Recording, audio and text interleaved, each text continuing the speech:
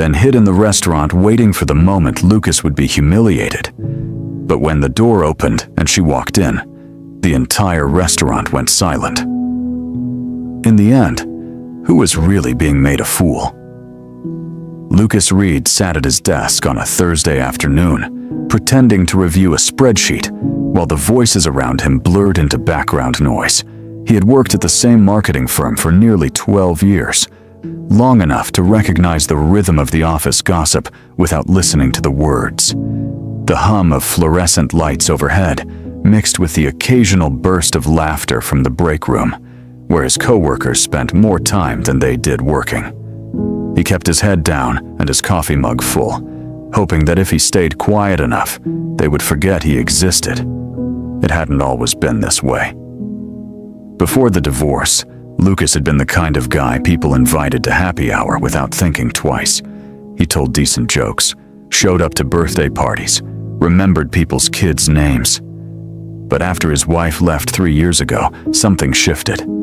The invitations stopped feeling genuine. The jokes turned sharp. He became the guy they talked about instead of the guy they talked to.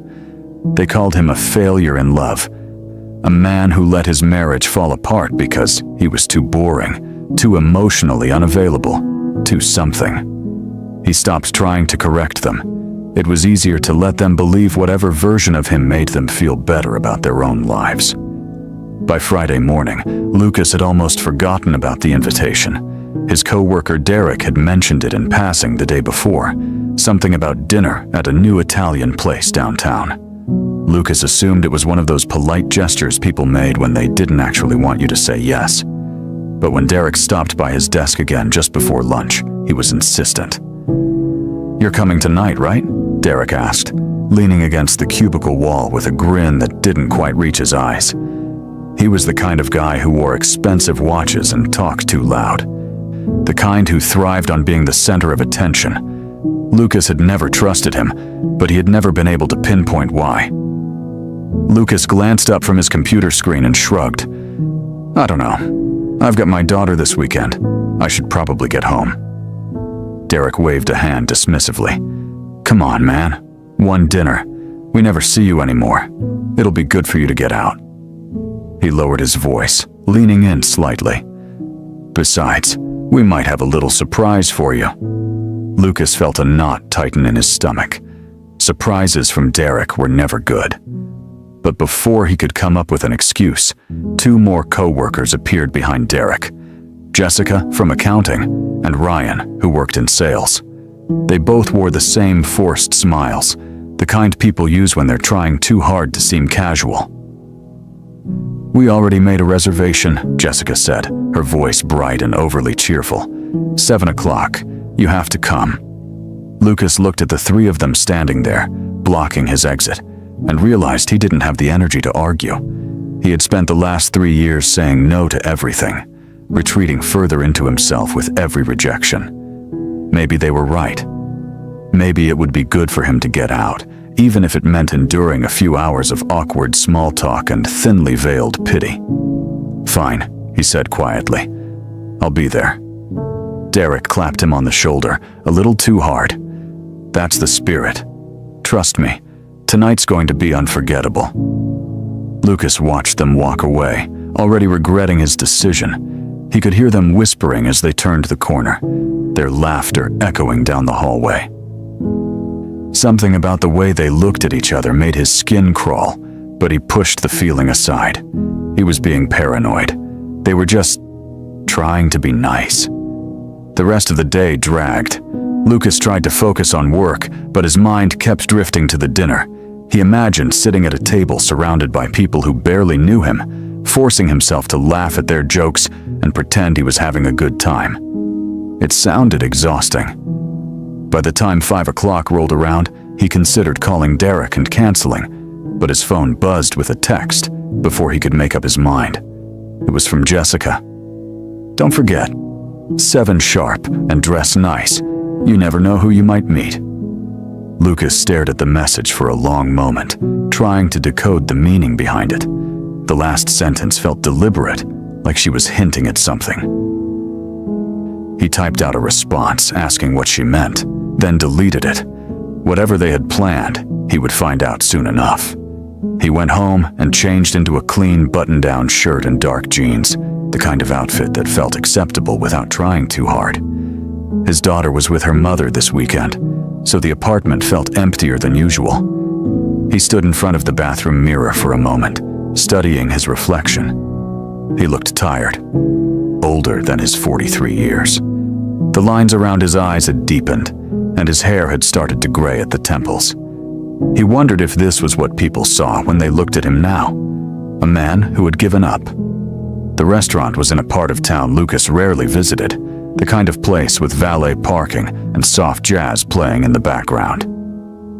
He arrived a few minutes early and stood outside for a moment, debating whether to turn around and go home. Through the windows, he could see Derek and the others, already seated at a large table near the back. They were laughing about something, their heads close together like they were sharing a secret. Lucas took a breath and walked inside.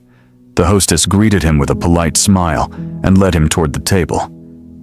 As he approached, the conversation stopped abruptly.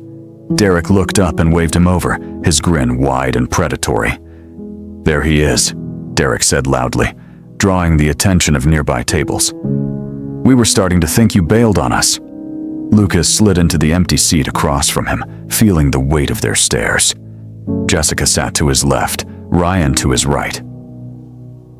There were two other co-workers he barely knew at the far end of the table, both watching him with the same barely contained amusement.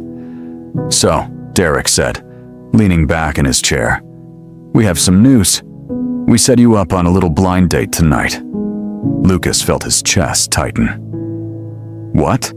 Jessica leaned in, her voice dripping with false sympathy. "We know it's been hard for you since the divorce. We just thought it might be nice for you to meet someone new." Lucas looked around the table, searching for any sign that this was a joke. But their expressions were serious, almost eager. He opened his mouth to protest, but Derek cut him off. "She's on her way now. Should be here any minute." He exchanged a glance with Ryan, and something unspoken passed between them. "Don't worry. We made sure she's your type." The way he said it made Lucas's stomach turn. He didn't know what they meant, but he knew it wasn't good. He could feel the trap closing around him, but he didn't know how to escape without making a scene. So he sat there, staring down at the menu in front of him, and waited for whatever humiliation they had planned to unfold. The minutes crawled by like hours. Lucas sat rigid in his chair, hands folded on the table in front of him, trying to ignore the way Derek kept checking his phone and smirking. The others had ordered drinks, their voices growing louder with each passing minute. But Lucas couldn't bring himself to touch the water glass in front of him. His throat felt dry, his pulse hammering in his ears. He wanted to leave. He should leave. But something kept him pinned to his seat. Some stubborn refusal to give them the satisfaction of watching him run. Jessica leaned closer, her perfume sharp and cloying. "You're not nervous, are you?" she asked, her tone mockingly sweet. "She's really nice. We wouldn't set you up with just anyone." Lucas didn't answer.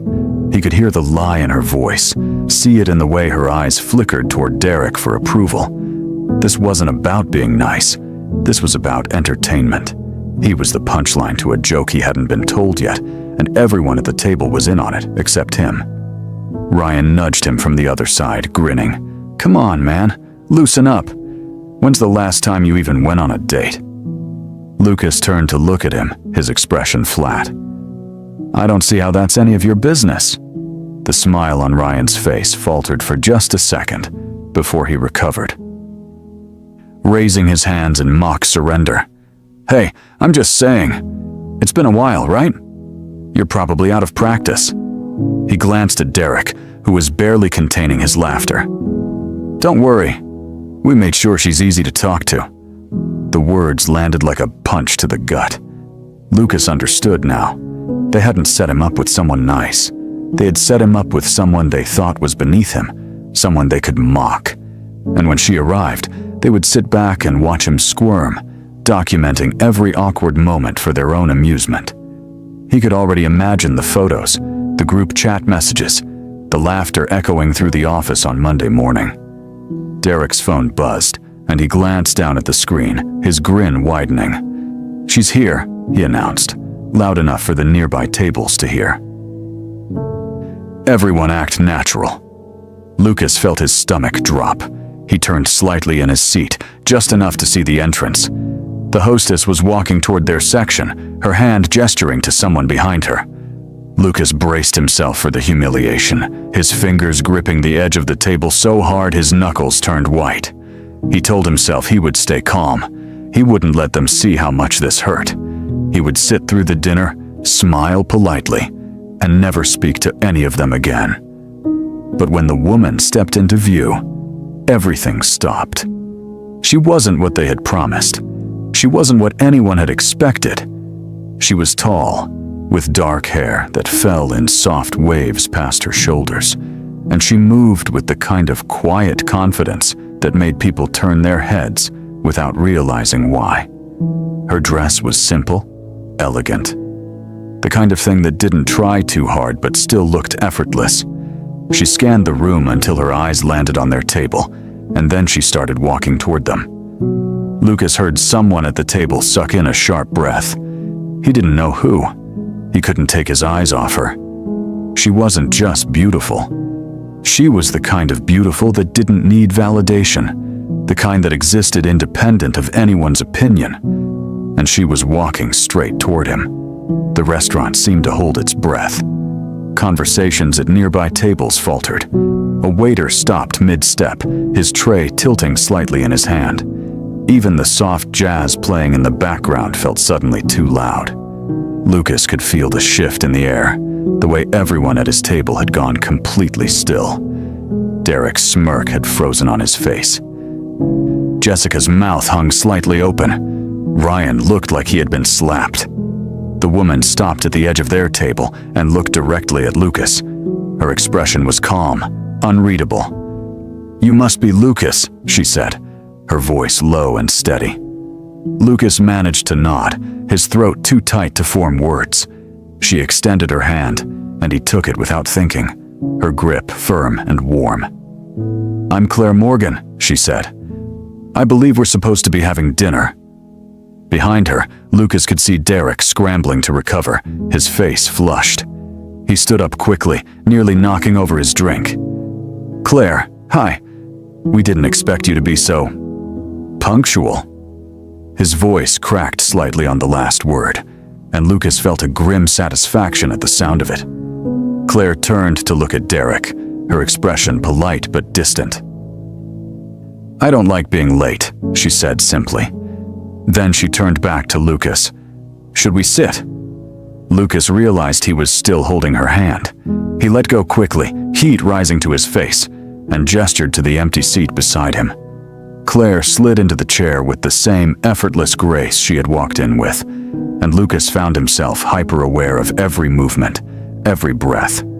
She smelled faintly of jasmine, and something else he couldn't name, something clean and fresh that made the air feel less suffocating.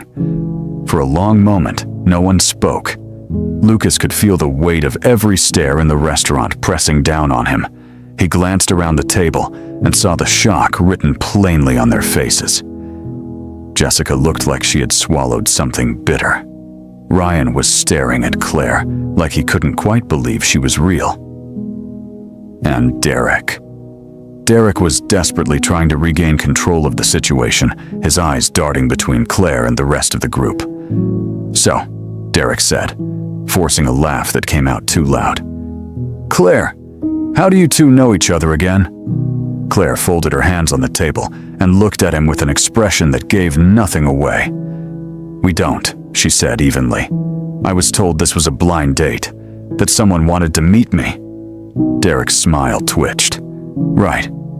Yeah, that's what we set up. We thought it would be fun." The word hung in the air like a threat. Claire tilted her head slightly, studying him. "Fun for who?" she asked. The question landed like a knife between the ribs. Derek opened his mouth, then closed it again, his face turning an even deeper shade of red. Jessica tried to jump in, her voice too bright, too frantic. We just thought it would be nice for Lucas to meet someone. He's been so isolated lately. We were trying to help." Claire turned her gaze to Jessica, and Lucas saw something flicker in her eyes. Not anger, exactly. Something colder. "Help," she repeated, as if testing the word. "That's generous of you." Lucas felt the tension ratcheting tighter with every word. He didn't know what Claire was thinking, but he could see the cracks forming in the facade his co-workers had built. They had expected someone they could mock, someone who would be too intimidated or too desperate to push back. But Claire wasn't playing their game. She was dismantling it piece by piece, with nothing more than her presence and a few carefully chosen words. Ryan, who had been silent since Claire arrived, finally found his voice. "So, Claire, what do you do?" he asked, his tone trying for casual and missing by a mile. Claire glanced at him briefly. "I'm an architect," she said. "I design commercial buildings, mostly office spaces." Ryan nodded like this was fascinating information, though Lucas could see the gears turning in his head, trying to figure out how to regain the upper hand. "That's cool. Must be a tough field you must work with a lot of interesting people." Claire's expression didn't change. "I do," she said. Then she turned to Lucas, effectively cutting Ryan out of the conversation. "What about you? What do you do?" Lucas felt his throat tighten again. He wasn't used to being the center of attention, especially not like this. "I work in marketing," he said quietly. "Nothing as impressive as architecture." Claire smiled for the first time since she had arrived, and the effect was startling. It softened her entire face, made her look younger, warmer. "I doubt that," she said. "Marketing is harder than people think. You have to understand what people want before they even know they want it." Lucas felt something shift in his chest, something he hadn't felt in a long time. It wasn't attraction, not exactly. It was recognition. The way she spoke, the way she looked at him like he was a person worth listening to, not a project to be fixed or a joke to be laughed at. It disarmed him completely.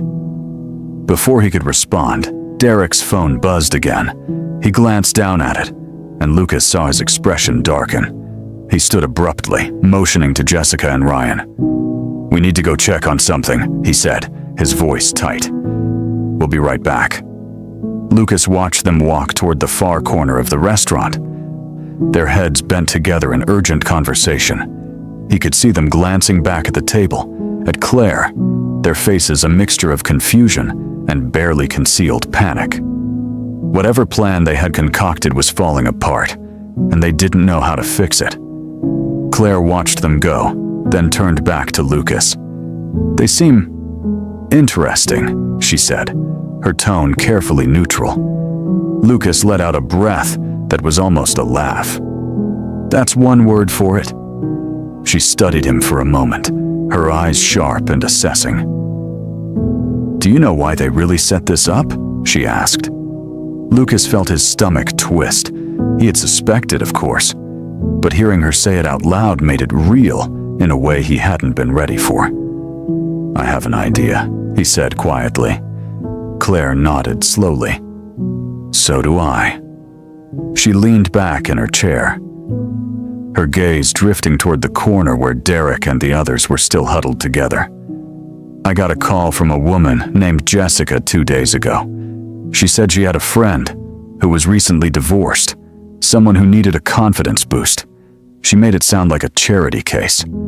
Her eyes flicked back to Lucas. "I'm guessing that's you." Lucas felt heat creeping up his neck. "Yeah," he said. "That's me." Claire's expression softened slightly. "They told me you were shy, awkward, that you hadn't dated in years and probably wouldn't know what to say." She tilted her head.